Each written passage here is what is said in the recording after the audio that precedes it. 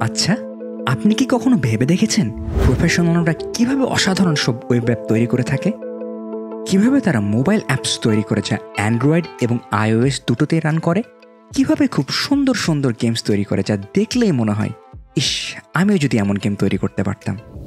এই সব কিছু আপনিও পারবেন যদি একটিমাত্র প্রযুক্তি ভালোভাবে শিখে নিতে পারেন। আর আমরা এই ভিডিওতে ঠিক সেই প্রযুক্তিটি নিয়ে আলোচনা করতে যাচ্ছি। Hey everyone and welcome back.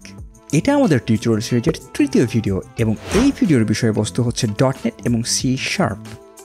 দেখুন, প্রোগ্রামিং শেখার জন্য আমরা C# ল্যাঙ্গুয়েজটি বেছে নিয়েছি, তাই এই ল্যাঙ্গুয়েজটি কীভাবে কাজ করে সে সম্পর্কে একটা পরিষ্কার ধারণা থাকা জরুরি। আর এই যাত্রাপথে আরেকটি শব্দ বারবার ঘুরে ফিরে আসবে, সেটি হলো .NET। তাই .NET কি আমরা সেটাও জানার চেষ্টা করব এবং দেখব C# সাথে সম্পর্কটা কোথায়। তাহলে চলুন প্রথমে .NET নিয়ে শুরু করা যাক।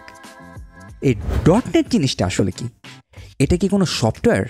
এটা কি কোনো একটা ল্যাঙ্গুয়েজ, নাকি এটা অন্য কিছু?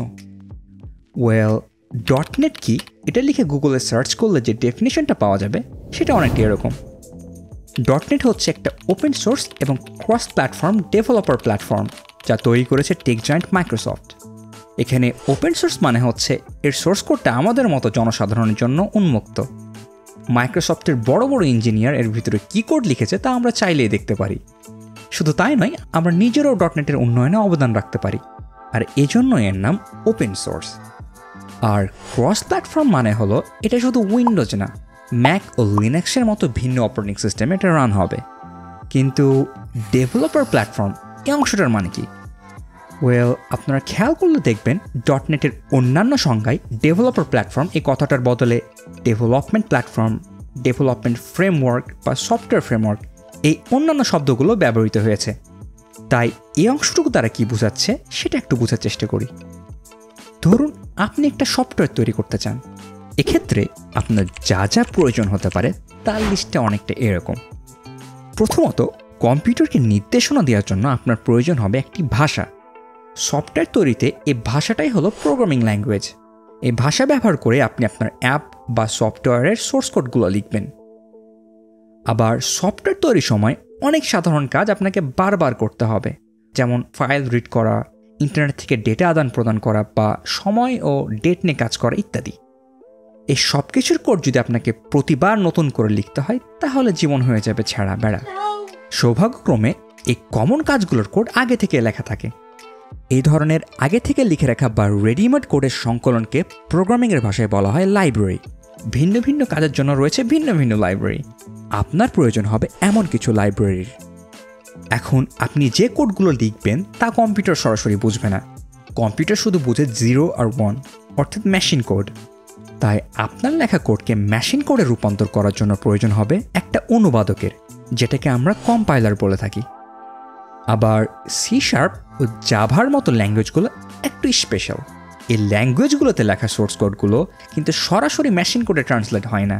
প্রথমে এটা একটা মধ্যবর্তী বা ইন্টারমিডিয়েট কোনো একটা কোডে ট্রান্সলেট হয়, আর সেই ইন্টারমিডিয়েট কোড রান করার জন্য আপনার প্রয়োজন হবে রান টাইমের। এখানে ইন্টারমিডিয়েট কোড আর রান টাইম কি তা আমরা একটু পরে আলোচনা করব।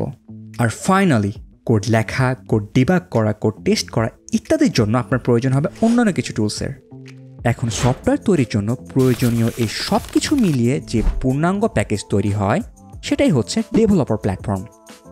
আপনি এটাকে একটা টুল বক্সের সাথে তুলনা করতে পারেন।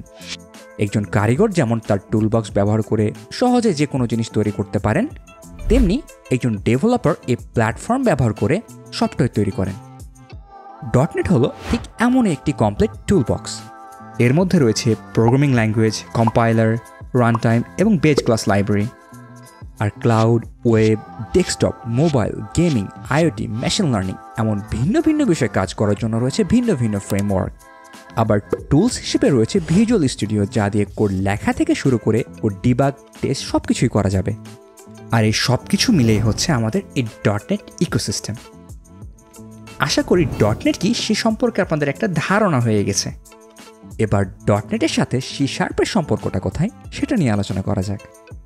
একটু আগেই আমরা চিনেছি .NET প্ল্যাটফর্মে সফটওয়্যার তৈরির জন্য রয়েছে প্রোগ্রামিং ল্যাঙ্গুয়েজ, আর C# হলো এই .NET-এর প্রধান এবং সবচেয়ে জনপ্রিয় ল্যাঙ্গুয়েজ। এখানে প্রধান বলার কারণ হচ্ছে সি শার্প ছাড়াও ডটনেটের আরও 2টি প্রোগ্রামিং ল্যাঙ্গুয়েজ রয়েছে, এফ শার্প এবং ভিজুয়াল বেসিক। তবে আমরা যখন ডটনেট ব্যবহার করে কোনো মডার্ন সফটওয়্যার, গেম বা ওয়েব অ্যাপ তৈরি করার কথা ভাবি, তখন মূলত সি শার্প ল্যাঙ্গুয়েজটাই ব্যবহার করে থাকি। তো সহজ কথায় ডটনেট হলো ডেভেলপমেন্ট প্ল্যাটফর্ম, আর সি শার্প হলো সেই প্ল্যাটফর্মে কাজ করার মূল চাবি, অর্থাৎ মেইন, প্রধান, সবচেয়ে জনপ্রিয় প্রোগ্রামিং ল্যাঙ্গুয়েজ। এটাই হচ্ছে ডটনেটের সাথে সি শার্পের সম্পর্ক। এখন চলুন সবচেয়ে গুরুত্বপূর্ণ অংশে আসা যাক। সি শার্প এবং ডটনেট আসলে কিভাবে কাজ করে তা নিয়ে এখন আলোচনা করব। এই অংশটুকু ইম্পর্টেন্ট, সো পে অ্যাটেনশন। ধরুন আমরা কম্পিউটারকে একটা ইনস্ট্রাকশন দিতে চাই, যেমন সে যেন কনসোলে হ্যালো ওয়ার্ল্ড লেখাটা প্রিন্ট বা শো করে। এখানে কনসোল কি সেটা আমরা পরে আলোচনা করব। যাই হোক, আমরা এই ইনস্ট্রাকশনটা আমাদের প্রয়োজন এবং পছন্দ অনুযায়ী সি শার্প, এফ শার্প বা ভিজুয়াল বেসিক এই 3টা ভাষার যে কোনো একটাতে লিখতে পারি, তাই না? এখানে খেয়াল করবার বিষয় হচ্ছে আমাদের দেওয়া ইনস্ট্রাকশনটা কিন্তু সেম হলেও 3টা ভিন্ন ভিন্ন ভাষার ক্ষেত্রে ইনস্ট্রাকশন লেখার ধরনটাও হবে কিন্তু ভিন্ন ভিন্ন। আবার আমি প্রথম ভিডিওতেই বলেছি আমাদের লেখা কোডকে বলা হয় সোর্স কোড। এই সোর্স কোড হচ্ছে জাস্ট একটা টেক্সট ফাইল, এবং কম্পিউটারের প্রসেসর সরাসরি এই সোর্স কোড বুঝতে পারে না, সে শুধু বুঝে 0 আর 1, যাকে আমরা মেশিন বা বাইনারি কোড বলে থাকি। তাই কম্পিউটার যেন আমাদের লেখা কোড বুঝতে পারে, সেজন্য সোর্স কোডকে মেশিন কোডে অনুবাদ বা কম্পাইল করতে হবে। আর এই কাজের জন্য রয়েছে ভিন্ন ভিন্ন কম্পাইলার। সি শার্প কোডের জন্য রয়েছে সি শার্প কম্পাইলার, এফ শার্পের জন্য রয়েছে এফ শার্প কম্পাইলার, এবং ভিজুয়াল বেসিকের জন্য রয়েছে ভিজুয়াল বেসিক কম্পাইলার। এখন আমাদের লজিক অনুযায়ী এর পরের ধাপে আমরা মেশিন কোড পেয়ে যাবো, তাই না? কিন্তু না, ডটনেটের ল্যাঙ্গুয়েজগুলো একটু ডিফারেন্ট।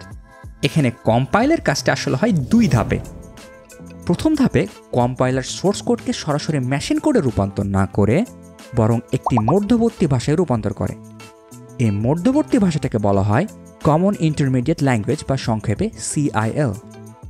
খেয়াল করুন, আমাদের দেওয়া ইনস্ট্রাকশনটা যেহেতু সেম ছিল, তাই এই ধাপে কম্পাইল করার পর প্রতিটা ল্যাঙ্গুয়েজের CILও কিন্তু সেম হবে, তাই না? আর এই কারণেই একে বলা হয় কমন ল্যাঙ্গুয়েজ। এখন প্রশ্ন হলো, এই CIL দিয়ে আমরা করবোটা কি? এটা থেকে মেশিন করে যাব কিভাবে? আর এখানে দ্বিতীয় ধাপের কাজ শুরু হয়। CILকে রান করার জন্য প্রয়োজন হবে রান টাইমের। আমরা যে কম্পিউটারে আমাদের লেখা প্রোগ্রাম বা কোডটা রান করাতে চাই, সেখানে এই রান টাইমটা ইনস্টল করা থাকতে হবে। ডটনেটের এই রান টাইমকে বলা হয় কমন ল্যাঙ্গুয়েজ রান টাইম বা CLR। নাম শুনেই বুঝতে পারছেন, একে কমন ল্যাঙ্গুয়েজ রান টাইম বলার কারণ হলো এটি কমন ইন্টারমিডিয়েট ল্যাঙ্গুয়েজ বা CIL কোডকে রান করতে পারে। আমরা যখনই ডটনেটে লেখা কোনো প্রোগ্রাম রান করব, তখন CLR সেই প্রোগ্রামের CIL কোডকে গ্রহণ করবে। এরপর CLR এর ভিতরে থাকা আরেকটি কম্পাইলার, যেটাকে GIT কম্পাইলার বলা হয়, সেই CIL কোডকে ফাইনালি মেশিন কোডে রূপান্তর করবে। যেহেতু এই দ্বিতীয় ধাপের কম্পাইলার কাজটি ঠিক রান করার পূর্ব মুহূর্তে বা জাস্ট ইন টাইম করা হয়, তাই একে জাস্ট ইন টাইম বা সংক্ষেপে GIT কম্পাইলেশন বলা হয়। এখন আপনাদের মনে প্রশ্ন আসতে পারে, ভাই এত পেঁচানোর দরকার কি? সরাসরি মেশিন কোডে ট্রান্সলেট করলেই তো হতো, তাই না? এ প্রশ্নের উত্তরটা বোঝার জন্য একটা উদাহরণ দেখা যাক।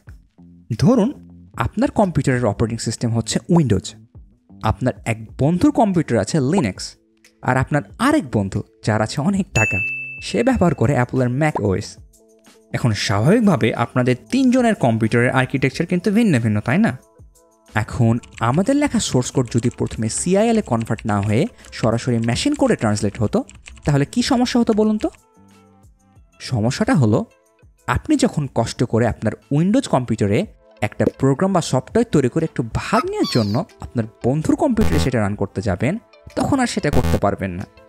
কারণ মেশিন কোড অপারেটিং সিস্টেম এবং প্রসেসরের উপর নির্ভরশীল।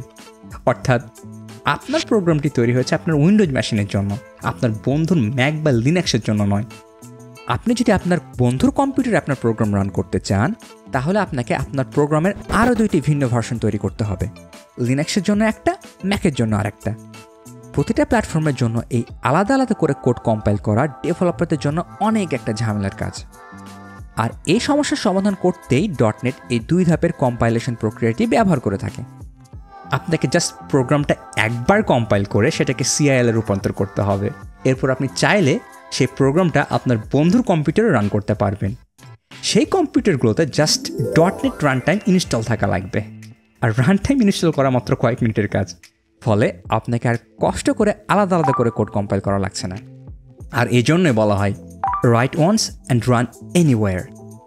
এই অসাধারণ ক্ষমতার কারণে .NET হচ্ছে ক্রস প্ল্যাটফর্ম ডেভেলপার প্ল্যাটফর্ম। আশা করি C# সহ .NET-এর ল্যাঙ্গুয়েজগুলো কীভাবে কাজ করে সেই সম্পর্কে আপনারা একটা ধারণা পেয়ে গেছেন। না পেয়ে থাকলেও কোনো সমস্যা নেই, জাস্ট টেক ইট ইজি। আমরা যখন ধাপে ধাপে কোড করা শুরু করব তখন বিষয়গুলো ক্লিয়ার হয়ে যাবে। এবার চলুন আজকের আলোচনাগুলো একবার রিক্যাপ করে নিই। প্রথমে আমরা জানলাম .NET হলো একটা পূর্ণাঙ্গ ডেভেলপার প্ল্যাটফর্ম যা সফটওয়্যার তৈরির জন্য প্রয়োজনীয় সব কিছু ল্যাঙ্গুয়েজ, লাইব্রেরি, রান টাইম এবং টুলস একসাথে সরবরাহ করে থাকে। আমরা আরও দেখলাম C# হলো এই .NET প্ল্যাটফর্মের প্রধান এবং সবচেয়ে জনপ্রিয় প্রোগ্রামিং ল্যাঙ্গুয়েজ। এরপর আমরা .NET-এর কার্যপদ্ধতি সম্পর্কে জানলাম, কীভাবে সোর্স কোড প্রথমে CLA কম্পাইল হয় এবং পরে CLR সেই CIL-কে JIT কম্পাইলেশনের মাধ্যমে মেশিন কোডে রূপান্তর করে। এতক্ষণ তো আমরা অনেক থিওরি নিয়ে আলোচনা করলাম, এবার সময় এসেছে সরাসরি কোডিংয়ে ঝাঁপিয়ে পড়ার। তাই পরের ভিডিওতে আমরা আমাদের কম্পিউটারকে কোডিংয়ের জন্য প্রস্তুত করব এবং আমরা আমাদের এই টিউটোরিয়াল সিরিজের প্রথম কোডটি লিখব। সো দেখা হচ্ছে পরের ভিডিওতে। Until then, keep learning.